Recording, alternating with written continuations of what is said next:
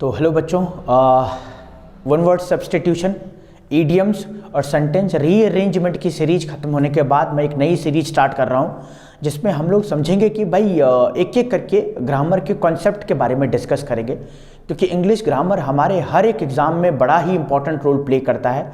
चाहे आप एसएससी की तैयारी कर रहे हो, एनडीए की तैयारी कर रहे हो, सीडीएस की तैयारी कर रहे हो, एयरफोर्स की तैयारी कर रहे हो, तब भी आपको नाउन और प्रोनाउन का पता होना बहुत ज़रूरी है। बिना इसके पता होने के या फिर आप सिर्फ और सिर्फ वोकैब में कमांड करने से आप एग्ज़ाम में सिलेक्शन नहीं ले सकते हैं, या फिर ईडियम्स में कमांड करने से आप सिलेक्शन में कमांड नहीं ले सकते, आप सिलेक्शन नहीं कर सकते हैं। तो आपको सारा चीज़ का बैलेंस होना बड़ा ज़रूरी है। इसका मतलब क्या है कि कुछ आपको ईडियम्स आने चाहिए, कुछ आपको वोकैब्स आने चाहिए, कुछ आपको ग्रामर पता होनी चाहिए, तो फिर थोड़ा थोड़ा करके जो है आप सिलेक्शन ले सकते हैं। जैसे कुछ आपको ग्रामर के बारे में पता हो, कुछ आपको वोकैब्स पता हो, बहुत सारी चीज़ें आपको पता होनी चाहिए, फिर जा करके सिलेक्शन होगा। अगर आप ऐसा सोच रहे हैं कि मैं वोकैब्स में एक्सपर्ट हूँ, या मैं इडियम्स में एक्सपर्ट हूँ, या मैंने सेंटेंस रीअरेंजमेंट जानता हूँ करके, ऐसा पॉसिबल नहीं है कि आप सिर्फ एक सीरीज को या एक पैटर्न को जान करके एग्जाम क्रैक कर ले। तो आइए हम लोग नई सीरीज स्टार्ट कर रहे हैं जिसमें हम लोग इंग्लिश ग्रामर के पूरे कॉन्सेप्ट के डिस्कस करेंगे, पूरे पार्ट्स ऑफ स्पीच को डिस्कस करेंगे पूरा इलेबोरेटली। मतलब इतना ऐसा पढ़ेंगे कि अगर आपने यहाँ पे पढ़ लिया तो आपको कोई भी बुक उठाने की ज़रूरत नहीं है, और अगर आपको बुक उठाने की ज़रूरत पड़ी तो आप सिर्फ और सिर्फ उसकी एक्सरसाइज के लिए बुक उठाएं। बाकी सारे कॉन्सेप्ट आपके इस सीरीज से ख़त्म हो जाएंगे। कोई भी ऐसा रूल नहीं रहेगा जो यहाँ पे ख़त्म नहीं किया जाएगा। एक दूसरा हो सकता है कि जो रूल नहीं सिखाया गया है, नहीं पढ़ाया गया है, वो इतना इम्पोर्टेंट ना हो। तो चलिए बिना समय गंवाए हुए हम लोग स्टार्ट करते हैं पहला चैप्टर। अब बात करते हैं पहले चैप्टर की। इंग्लिश ग्रामर में पहला चैप्टर कौन सा लें? बहुत सारे जो इंग्लिश के टीचर्स होते हैं वो क्या करते हैं, पहले नाउन को पढ़ाते हैं, पहले आर्टिकल को पढ़ाया जाता है, पहले टेंस को पढ़ाया जाता है। लेकिन मेरा मानना ये है कि पहले आपको बेस जानना पड़ेगा। एक ओवरव्यू मैंने ग्रामर का दिया है जिसमें पार्ट्स ऑफ स्पीच के हर एक पार्ट के डेफिनेशन मैंने करी है। आप जाकर के प्लेलिस्ट पे चेक कर सकते हैं, जहाँ पे मैंने नाउन, प्रोनाउन और एडजेक्टिव के बारे में हर एक चीज़ के बारे में बताया है। अभी मैं चैप्टर की बात कर रहा हूँ, लेसन की बात कर रहा हूँ। So we will start the first lesson here, and the name of the first lesson is subject verb agreement. Subject verb agreement क्या है उसके बारे में देखेंगे। Subject verb agreement is the backbone of in English grammar. अगर आप English grammar को करना चाह रहे हैं या करना चाहते हैं, उस पर कमांड पाना चाहते हैं, so first of all you need to understand the all concept related to subject verb agreement. Subject verb agreement को we can call syntax as well. Syntax भी ये इसका पार्ट का नाम है, और एक और पार्ट कहा जाता है सब्जेक्ट वर्ब कॉनकॉर्ड। जैसे कि आप ल्यूसेंट वाली बुक पढ़ते होंगे, एचपी बख्शी पढ़ते होंगे, रेन एंड मार्टिन पढ़ते होंगे, तो अलग अलग जगह इस चैप्टर का डिफरेंट नेम्स हैं, but that doesn't mean that the chapter will be different, in the entirely different. No, if you know the subject verb agreement, if you know what are the concept of subject verb agreement, you will be able to command with subject verb concord और syntax as well. तो अभी पूरी घुमा फिरा करके बात यहाँ पे पहुँच जाती है कि सब्जेक्ट वर्ब एग्रीमेंट को जानना है। अभी मैं हाल ही में बात करूँ कि 2022 में सितंबर वाले एग्जाम में 4 सितंबर को जो पेपर हुआ था एनडीए का, उससे दो क्वेश्चन सिर्फ और सिर्फ सब्जेक्ट वर्ब एग्रीमेंट से आए थे।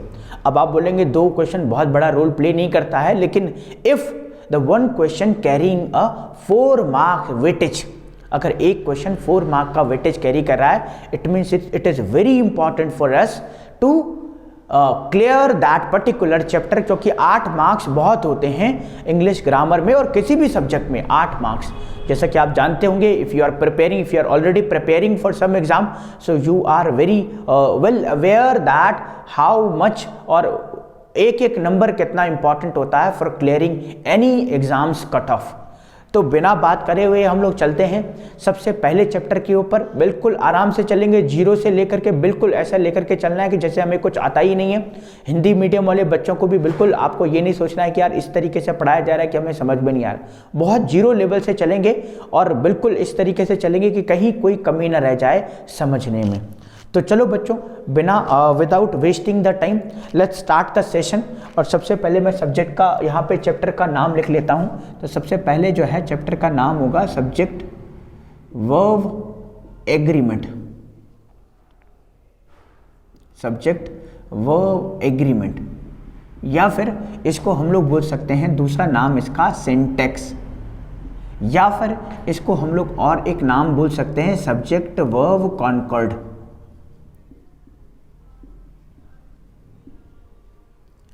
अब ये नाम है, काम ये एक ही तरह से करेंगे, बस नाम अलग अलग है। ये भी एक नाम है, ये भी एक नाम है और ये भी एक नाम है, तीनों के नाम अलग हैं लेकिन काम ये एक ही तरह से करेंगे। कौन कौन से किस तरीके से काम करेंगे, आइए जरा इनको समझते हैं। सबसे पहले हम लोग क्या करते हैं, सब्जेक्ट वर्ब और एग्रीमेंट के टर्म को समझते हैं कि ये सब्जेक्ट क्या है सब्जेक्ट, इसके बारे में समझेंगे। तो सबसे पहले सब्जेक्ट की बात करें तो सब्जेक्ट की कई सारी डेफिनेशन है, आइए उनके बारे में डिस्कस करते हैं। बहुत सारी डेफिनेशन है। एक तो डेफिनेशन सब्जेक्ट का ये होगा कि सबसे पहले जो सब्जेक्ट है ना, ये हमारे पार्ट्स ऑफ स्पीच में दो चीज़ें बनती हैं। पार्ट्स ऑफ स्पीच क्या होता है इसके बारे में हम लोगों ने डिस्कस किया हुआ है पहले। आप प्लेलिस्ट में जाएंगे तो आपको पार्ट्स ऑफ स्पीच के बारे में ना तो सिर्फ आपको डेफिनेशन पता चलेगी लेकिन एग्जाम्पल के साथ हमने बहुत अच्छे से समझाया है। तो पार्ट्स ऑफ स्पीच हमारे पास 8 तरह के होते हैं और उन 8 पार्ट्स ऑफ स्पीच में सिर्फ नाउन और प्रोनाउन दो चीज़ें ऐसी हैं जो हमारे सब्जेक्ट बनते हैं। क्या क्या चीज़ें हैं, एक तो नाउन और दूसरा प्रोनाउन, दो चीज़ें ऐसी हैं जो सब्जेक्ट का रोल प्ले करती हैं या सब्जेक्ट के जगह पे आती हैं या सब्जेक्ट के जैसे काम करती हैं। दो चीज़ें हैं, कौन कौन सी हैं, नाउन और प्रोनाउन। एक क्या है नाउन और प्रोनाउन, उसके बारे में हम लोगों ने पहले भी डिस्कस किया है और एक बार हम लोग और डिस्कस करेंगे अच्छी तरीके से नाउन और प्रोनाउन के बारे में। अभी हम लोग डेफिनेशन की बात कर रहे हैं सब्जेक्ट। दूसरा एग्जाम्पल कहता है सब्जेक्ट क्या है, the one who is doing any work in a sentence. क्या कहता है, ऐसा कोई नाउन, ऐसा कोई प्रोनाउन या ऐसा कोई पर्सन जो क्या करता है, doing some action, doing any work, कोई काम कर रहा है किसी सेंटेंस में, तो ऐसा कोई पर्सन जो कोई काम कर रहा होगा किसी सेंटेंस में उसको कहेंगे हम लोग क्या, सब्जेक्ट। दो डेफिनेशन। तीसरा, it comes before the verb. तीसरा डेफिनेशन कह रहा है कि अगर आपको सेंटेंस के सब्जेक्ट को पहचानना है तो आपको देखना पड़ेगा कि वर्ब कहाँ आई हुई है और जहाँ पे वर्ब होगी ना उससे पहले जो होगा वो हमारा सब्जेक्ट होगा, ऐसा ये कहना चाह रहा है। फोर्थ क्या कह रहा है डेफिनेशन सब्जेक्ट का, it is the main theme of a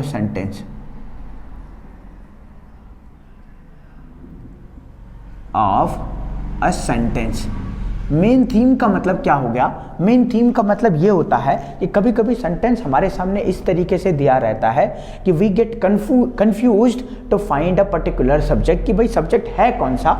आइए मैं आपके सामने इन चारों का एक डेफिनेशन लिख करके बताता हूँ और फिर हम लोग समझेंगे कि कैसे जो है हम लोग सब्जेक्ट को पहचानने में आसानी हमें मिलेगी।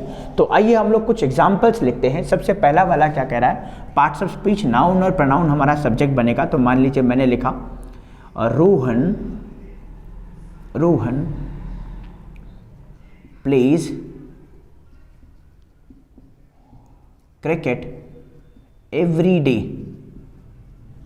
आप देखना यहाँ पे बोल रहा था पार्ट्स ऑफ स्पीच में नाउन और प्रोनाउन, यहाँ पे ये जो रोहन है ना ये नाउन है और क्या है, ये प्लेज हमारी वर्ब है जिस वर्ब को हम लोग मेन वर्ब की तरह ट्रीट करते हैं। इसके ऊपर चलेंगे, वर्ब कैसे पहचाने उसके ऊपर चलेंगे। अभी हम लोग नाउन के बारे में डिस्कस कर रहे हैं। तो ये क्रिकेट भी एक नाउन है। कैसे, ये क्रिकेट एक नाम की तरह यूज हो रहा है। एवरीबडी एवरी डे हमारा नाउन नहीं है लेकिन ये क्रिकेट हमारा नाउन है और रोहन हमारा नाउन। अब मैंने कहा नाउन और प्रोनाउन सब्जेक्ट होगा, प्रोनाउन तो है नहीं लेकिन दो नाउन है यहाँ पे। आपने कहा जी नाउन सब्जेक्ट है, इसका मतलब ये भी सब्जेक्ट और ये भी सब्जेक्ट। नहीं, ऐसा बिल्कुल भी नहीं है। किसी सेंटेंस में दो सब्जेक्ट हो सकते हैं लेकिन उनके लिए दो वर्ब भी आने चाहिए। वैसे generally most of the cases में एक सेंटेंस में एक ही सब्जेक्ट होता है। तो या तो ये सब्जेक्ट है या तो ये सब्जेक्ट है। अब हमने देखना है दूसरा वाला पार्ट कह रहा है the one who is doing some action और डूइंग एनी वर्क। तो ये क्रिकेट कोई कम काम कर रहा है या फिर ये रोहन कोई काम कर रहा है। तो आप पाएंगे, थोड़ा सा आप अपने ब्रेन को यूज़ करेंगे तो आप पाएंगे कि ये रोहन है जो ये काम कर रहा है, कौन सा, क्रिकेट खेलने का। तो ये क्रिकेट नहीं है जो और कोई काम कर रहा है, ये रोहन काम कर रहा है। और अगर ये रोहन काम कर रहा है तो हम इस रोहन को सब्जेक्ट मानेंगे और इस क्रिकेट को क्या मानेंगे वो हम लोग चलेंगे, लेकिन हमने रोहन को सब्जेक्ट माना क्योंकि ये नाउन था। अच्छा, राहुल की जगह पे मैं रोहन की जगह पे अगर इस तरीके से लिखूं कि ही प्लेज क्रिकेट एवरी डे। अब ये जो ही है ना, ये ही हमारा प्रोनाउन है और ये नाउन की जगह पे आया है। और अगर ये प्रोनाउन है तो यहाँ पे तो ये नाउन है। अब हम लोगों ने देखा था नाउन और प्रोनाउन दोनों सब्जेक्ट बनते हैं। So can we consider this cricket as a subject? क्या हम लोग इस को सब्जेक्ट की तरह कंसिडर कर सकते हैं? और क्या हम लोग इस ही को सब्जेक्ट की तरह कंसिडर कर सकते हैं? तो हमें देखना है वही वाला डेफिनेशन कि कौन है जो काम कर रहा है। तो यहाँ पे ही है, ही प्लेज क्रिकेट। या फिर आप क्या करते हैं, इस वर्ब को ना हु अगर क्वेश्चंस पूछेंगे तो हमें सब्जेक्ट मिल जाएगा, है ना। We will ask the question to the verb. जैसे ही प्लेज क्रिकेट एवरी डे तो हम लोग बोलेंगे who plays cricket every day, तो ही प्लेज क्रिकेट। तो ही हमारा आंसर निकल करके आया, तो ये हमारा सब्जेक्ट बन गया। प्रोनाउन एक बार और सब्जेक्ट बन गया, ही प्लेज क्रिकेट एवरी डे, तो इसमें ये सब्जेक्ट बन गया। तो दो चीज़ें हो गई हैं। तो आइए चले थर्ड के ऊपर, क्या कह रहा है, it comes before the verb, it comes before the verb. अब मान लीजिए मैंने एक तीसरा सेंटेंस लिखा इस तरीके से, वी वर्क एवरी डे। आप देखना जरा, ये वी हमारे पास प्रोनाउन है और नाउन और प्रोनाउन सब्जेक्ट बनते हैं, ये हमारी वर्ब आ गई।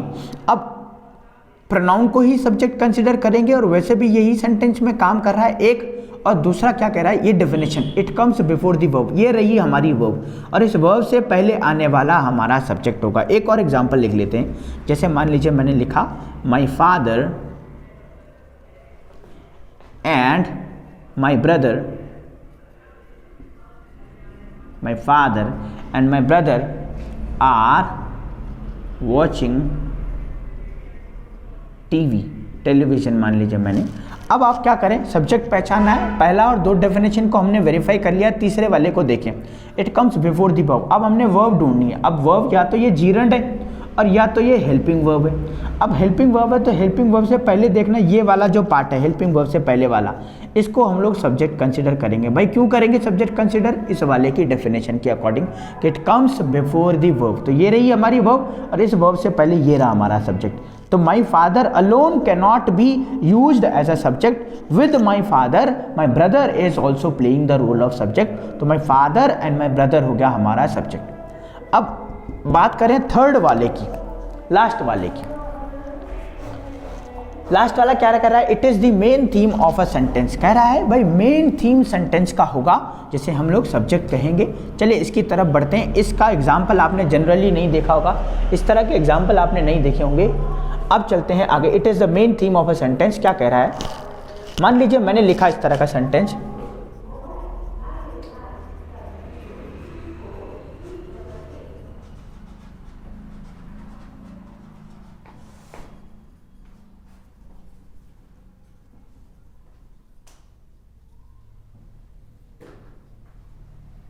कह रहा है the quality of apples, the quality of apples is good for us.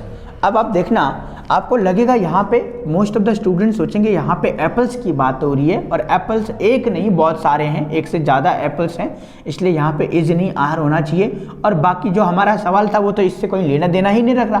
भाई हम तो सब्जेक्ट ढूंढना है, we have to find out the subject and these are the ways through which we can find out the subject. So we are going in the wrong direction. भाई हम लोग verb की तरफ चले गए, we are not looking at the subject, हम लोग subject की तरफ देख ही नहीं रहे। तो क्या करना है, अब मान लीजिए चलो ठीक है, आपने अपने मन की कर लिया, आपने आर लगा दिया, ठीक है, it is okay, it is not wrong, but now we have to think about the subject. For the subject we have to consider these ways, ये तरीके हमें देखने हैं। तो अब हम लोग क्या करेंगे, अब हमने कहा था मेन थीम देखनी है, तो मेन थीम या तो एप्पल्स है और या तो क्वालिटी है। तो आप पाएंगे यहाँ पे कि यहाँ पे एप्पल्स की बात नहीं हो रही है, यहाँ पे एप्पल की क्वालिटी के बारे में बात हो रही है। और क्वालिटी है, क्वालिटीज नहीं है, क्वालिटी है, इसीलिए यहाँ पे इज आया है। सेंटेंस तो करेक्ट है, लेकिन इसका जो मेन सब्जेक्ट है ना वो एप्पल्स ना हो करके वो क्वालिटी है। और वैसे भी आप ऑफ को पाएंगे, this is preposition. If you read grammar, so you will find that, you will definitely find that of, in, between, among, these are the so many preposition are in English grammar, and whenever preposition comes in a sentence and after preposition if noun or pronoun coming, we consider that noun or pronoun is an object. We consider that an object, and we should also remember one more thing, that हम लोगों को object के हिसाब से we should not use the verb according to the object, we must always use verb according to the subject. So here is the subject quality, not the apples. अब अगर हम लोग क्वालिटी के अकॉर्डिंग लगाएंगे so this will be the correct sentence, and if will go with the apples so it will be wrong and we will have to remove is from here and should add are. लेकिन अभी हम लोग subject की बात करें so our main subject is the quality, और अगर quality है तो ये हमारा इज हो जाएगा. तो ये हम लोगों ने सीखा भाई सब्जेक्ट का डेफिनेशन. अभी तो चलो दो चीजें हम लोगों ने सीख ली कि भाई ये थोड़ा सा हम लोगों ने सीखा सब्जेक्ट किस तरीके से बनता है. आइए बात करते हैं, वीडियो क्लियर आ रहा है? ठीक है, आइए बात करते हैं दूसरे वाले टर्म के ऊपर, वर्ब के ऊपर, मीडियम क्वालिटी. ठीक, तो वर्ब के ऊपर बात करें. सब्जेक्ट का हम लोगों ने थोड़ा सा देख लिया कि सब्जेक्ट किस तरीके होता है. सब्जेक्ट का एक मैं और चीज आपको बताऊं, सब्जेक्ट का जो हिंदी मीनिंग होता है ना उसे हम लोग कहते हैं कर्ता, कर्ता कहते हैं. लेकिन आप उस हिसाब से पढ़िए जिससे आपको समझ में आता है ना. एग्जामिनेशन विल नेवर, और there is no exam who will ask you that what is the Hindi meaning of subject, what is the Hindi meaning of object. लेकिन आपको क्या करना है, आपको ध्यान रखना है कि इसका हिंदी मीनिंग इतना ठीक है, अगर आपको समझ में आता है तो ठीक है, नहीं आता तो आप इस तरीके से देख सकते हैं. What about the verb, second वाले टर्म की तरफ चलें. वर्ब क्या है, तो आइए समझते हैं वर्ब क्या है. बट से थोड़ा सा वो मार्कर दे देना, ठीक वाला मार्कर थोड़ा. Let's move towards the verb, the second term of the English grammar in subject verb agreement, कि वर्ब क्या होती है. अब वर्ब को समझने के लिए हमें क्या करना पड़ेगा, हम लोगों को दो चीज़ें चेक करनी पड़ेगी. देखो, जब से सबसे पहले वर्ब का जो काम होता है ना, वर्ब का काम सब्जेक्ट के लिए होता है. ये वर्ब जब भी आएगी वो सब्जेक्ट के लिए आएगी. अभी हम लोग वर्ब की बात करें तो we have two kinds of verb. Generally जो है हमारे पास दो तरह की वर्ब होती हैं. The first is helping verb, helping verb होती है, और सेकेंड हमारा होता है मेन वर्ब.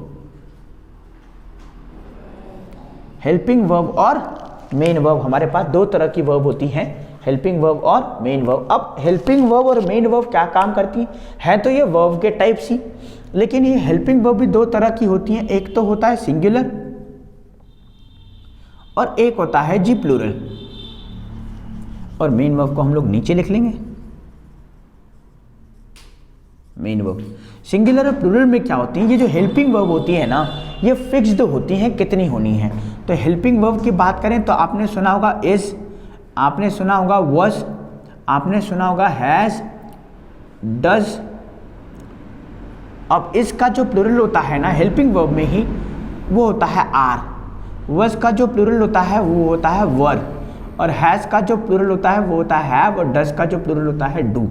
ये हमारा सिंगुलर प्लूरल होता है. एक और चीज, there is one more thing that we need to remember in our mind, we should continue to memorize in our mind that these goes with the pair.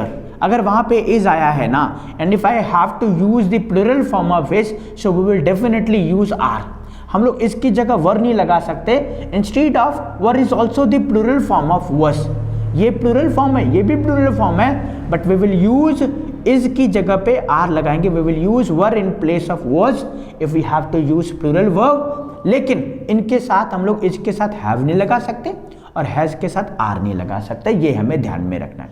अब क्या है, ये हमारे हो गए भाई सिंगुलर और प्लूरल हेल्पिंग वर्ब के पार्ट.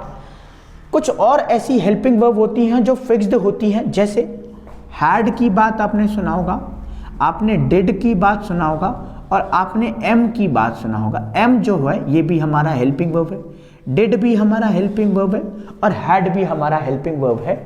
अब हैड, डिड और एम में क्या फ़र्क है? हैड जो होता है ना, हैड, ये भी सिंगुलर और प्लूरल दोनों के साथ चलता है, और ये डिड भी हमारा सिंगुलर और प्लूरल दोनों के साथ चलता है। एम सिर्फ और सिर्फ आई के साथ चलता है। आई के साथ मतलब एक समझ करके आप इस तरीके से देख सकते हैं, जैसे हस्बैंड जो होता है वो हमेशा वाइफ के साथ चलता है, वाइफ हमेशा हस्बैंड के साथ चलेगी। ऐसे ही आई का केस है, आई सिर्फ और सिर्फ एम के साथ आएगा, या एम एक ऐसी वर्ब है जो आई के साथ आएगी और किसी के साथ नहीं आएगी। तो ये डिड और ये हैड, ये दोनों जो है ऐसी हेल्पिंग वर्ब है जो सिंगुलर और प्लूरल दोनों के साथ चलेंगी। इसका क्या मतलब हुआ? इसका मतलब ये हुआ कि इन दोनों से रिलेटेड हमारे पास कोई प्रॉब्लम नहीं है। मतलब डिड आए तो ही के साथ भी, दे के साथ भी, हैड आए तो ही के साथ भी और दे के साथ भी, जिस मर्जी के साथ लगाए करेक्ट है। इससे एक और चीज निकल करके आती है क्या? इससे और एक और चीज ये निकल करके आती है कि एग्जाम में हमारे पास हैड और डिड से रिलेटेड क्वेश्चंस बहुत कम होंगे। क्यों? यहाँ कंफ्यूजन नहीं होगा, यहाँ कंफ्यूजन नहीं होगा, तो तभी तो वो आपको सिंगुलर प्लूरल से बना करके दे सकता है, और कंफ्यूजन यहाँ होगा, इसलिए ज़्यादातर क्वेश्चन हमें इससे रिलेटेड मिलेंगे। चलिए, ये थोड़ा सा हम लोगों ने सीखा। अब हम लोग बढ़ते हैं मेन वर्ब की तरफ। मेन वर्ब क्या होती है उनकी तरफ चलते हैं। तो अभी हम लोगों ने हेल्पिंग वर्ब के बारे में जाना। Now we will come to know about the main verb. What are the main verbs, how do we use it, how will we use these verbs into the sentence. आइए समझते हैं। तो main verb, सबसे पहली बात तो ये तो फिक्स्ड होती थी, और ये करते क्या है? वर्ब को सपोर्ट करती हैं। और ये मेन वर्ब क्या होता है? एक ऐसा वर्ड जो किसी एक्शन को रिप्रेजेंट करता है, एक्शन, या फिर इसको डूइंग वर्ड भी कहते हैं, डूइंग वर्ड।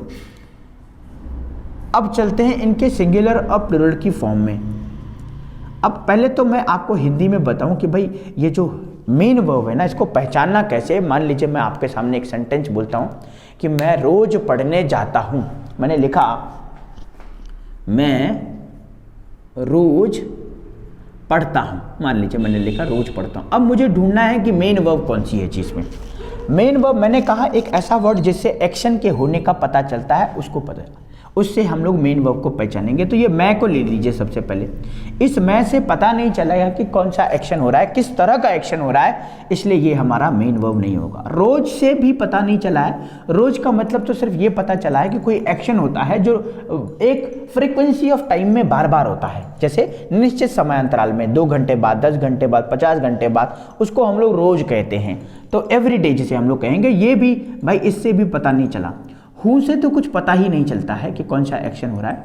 अब ये पढ़ता है से पता चलता है कि ये पढ़ने से रिलेटेड कोई काम हो रहा है।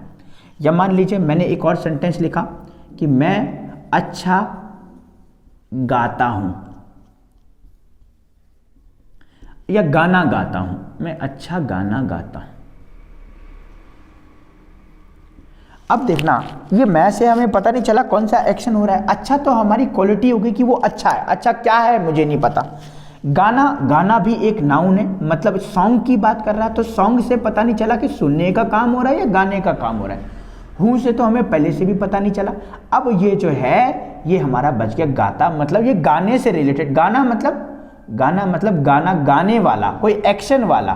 तो ये एक्शन वाला मतलब ये सिंग की बात हो रही है, ये रीड की बात हो रही है। और सिंग और रीड ही नहीं, वहाँ पे टीच भी आ सकता है, लिसन आ सकता है, स्लीप आ सकता है ना। तो ये बहुत सारे वर्ड होते हैं जिनको मेन वर्ब कंसिडर किया जाता है। अब हमारे पास बहुत बड़ी प्रॉब्लम आती है, बहुत बड़ी प्रॉब्लम। मैं इतने सालों से इंग्लिश पढ़ा रहा हूँ, लेकिन सबसे बड़ी प्रॉब्लम क्या आती है? कितने से अच्छा बच्चा पढ़ने वाला हो, कितने से अच्छा बच्चा पढ़ने वाला हो, वो हर टाइम एक गलती तो जरूर करता है कि सिंगुलर और प्लूरल वर्ब पहचान नहीं पाता। अब मान लीजिए मैंने लिखा टीच, मैंने लिखा स्टे और मैंने लिखा स्लीप। अब ये जो मैंने वर्ड लिखे ना, बच्चे को पता तो है भाई कि ये मेन वर्ब है, लेकिन ये नहीं पता ये प्लूरल है कि सिंगुलर है। और अगर आज वो सही बताता है तो कल 10 दिन बाद फिर भूल जाएगा कि टीचर सिंगुलर था या प्लूरल था। तो मेन वर्ब जो होती हैं वो विदाउट एस और ई एस प्लूरल कंसिडर करी जाती हैं, लेकिन जब भी इनके साथ एस और ई एस लगता है तो ये बन जाती है हमारी सिंगुलर वर्ब। स्टे का बन जाता है स्टेज, स्लीप का बन जाता है स्लीप्स।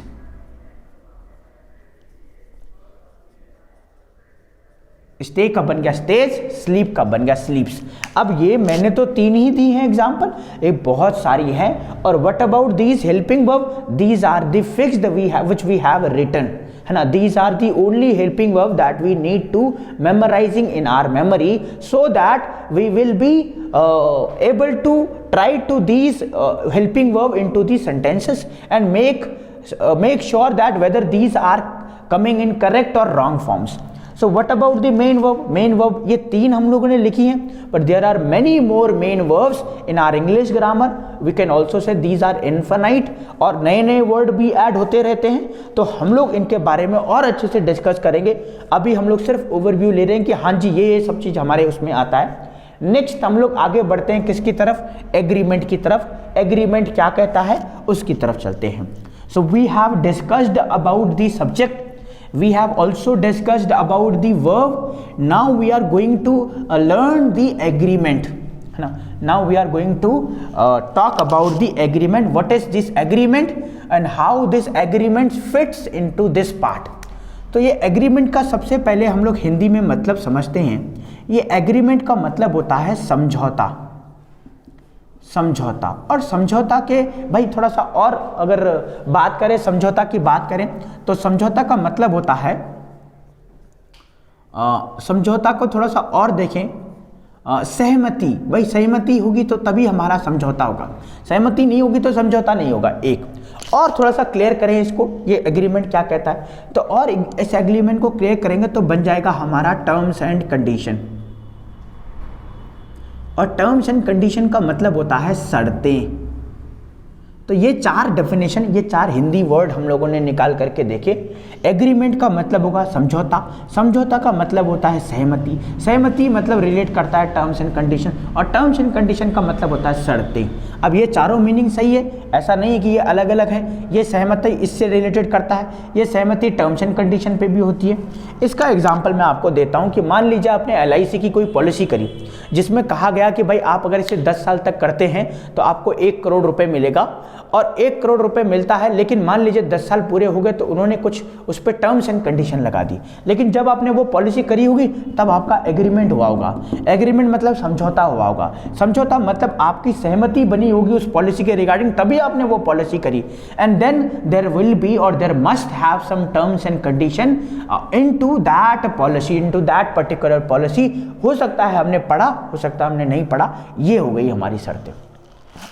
अब मान लीजिए थोड़ा बहुत हमें समझ में आ गया कि भाई ये एग्रीमेंट क्या होता है, ये समझौता क्या होता है, सहमति क्या होती है, टर्म्स एंड कंडीशन क्या होती है। अब मैं बात करता हूं कि समझौता का रोल इस चैप्टर में क्या है। ये जो एग्रीमेंट है ना, ये सब्जेक्ट और वर्ब के साथ क्या रोल प्ले कर रहा है उसके बारे में जरा बताएं तो आगे चलें। तो ये जो है हमारे इस चैप्टर में इस तरीके का रोल प्ले कर रहा है। सबसे पहली बात, इसमें टर्म्स एंड कंडीशन 2 तरह की हैं। कौन कौन सी टर्म्स एंड कंडीशन? एक टर्म्स एंड कंडीशन ये है, अच्छा टर्म्स एंड कंडीशन होती किसके साथ है? अकेले पर्सन के साथ तो हो नहीं सकती भाई, सहमति मेरे साथ तो नहीं हो नहीं सकती, मेरे साथ कुछ शर्त नहीं हो सकती। इसके लिए एक से ज़्यादा पर्सन होने चाहिए, 2 लोग होंगे, 3 लोग होंगे, 4 लोग होंगे, तभी सहमति, तभी हमारे शर्तें होंगी। एक के साथ कोई शर्तें नहीं होती है। और यहाँ पे जो 2 लोग हैं ना, वो कौन कौन से? एक तो है हमारा सब्जेक्ट और एक है हमारा वर्ब। तो इन दोनों के बीच में एग्रीमेंट हुआ है। और क्या एग्रीमेंट हुआ है आइए देखते हैं। तो सबसे पहला एग्रीमेंट ये हुआ है कि if there is a subject present in a sentence, if there is a subject present in a sentence, so for that particular subject there must be a verb। बोल रहा है कि पहला टर्म्स एंड कंडीशन सब्जेक्ट और verb के बीच में agreement ये हुआ कि अगर किसी सेंटेंस में if there is a sentence coming with a subject, so there must be a verb for that particular subject. और ये वाइस वर्सा भी है। वाइस वर्सा का मतलब होता है ठीक अपोजिट। अगर आपको किसी सेंटेंस में वर्ब मिल गई and you are thinking that there is no subject present in a sentence, so you are in the wrong direction, you are in the wrong position because there must be a subject for that particular verb। एकदम opposite है, कोई याद करने की जरूरत ही नहीं है। और सेकंड वाला क्या कहता है? 2 टर्म्स एंड कंडीशन हुई। The second condition says if the subject is singular, if the subject is singular then verb must also be in singular form, and if the subject is plural तो ये जो है verb को भी plural होना पड़ेगा। ये जो दो कंडीशन हमारे बीच में हुई हैं, दो कंडीशन क्या हुई है कि अगर हमारा सब्जेक्ट सिंगुलर रहा तो वर्ब को भी सिंगुलर होना पड़ेगा, सब्जेक्ट अगर प्लूरल रहा तो वर्ब को भी प्लूरल होना पड़ेगा। अब एक बात यहां से निकल करके आती है, मैंने आपको बताया था कि पार्ट्स ऑफ स्पीच में there are only two things which can form a subject and those two things are noun and pronoun.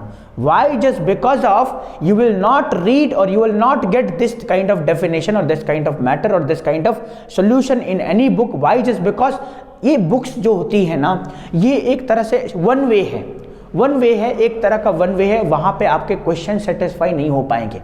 और उन क्वेश्चन का, उन बुक का आप एडिशन देखना वो कब की बुक्स है और आज का आप लेवल देखना एग्जाम में क्या पूछा रहा है, those are totally different, totally different है। तो हम लोगों को क्या करना पड़ेगा, इसी तरह के कुछ टीचर से पढ़ना पड़ेगा, तभी जाकर के हमारा सिलेक्शन हो पाएगा। So what I was talking about, there are two things और there were two things which can form a subject, noun and pronoun, and why these two things can form a subject, ये उसके पीछे reason है, ये रहा उसके पीछे concept. क्या कि ये दो चीज ही हैं जो सिंगुलर और प्लूरल बनती हैं। Apart from noun and pronoun there is no one in the part of speech which can form a subject just because of the singularity and plurality of its noun and pronoun। noun and pronoun के singular और plural होने के अलावा और कोई जो है subject में पार्ट्स ऑफ स्पीच में सब्जेक्ट नहीं बनेगा। तो ठीक हो गया।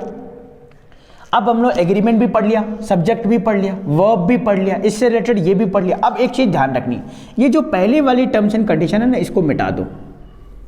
क्यों भाई? ये हमारे लिए इतना इंपॉर्टेंट नहीं है।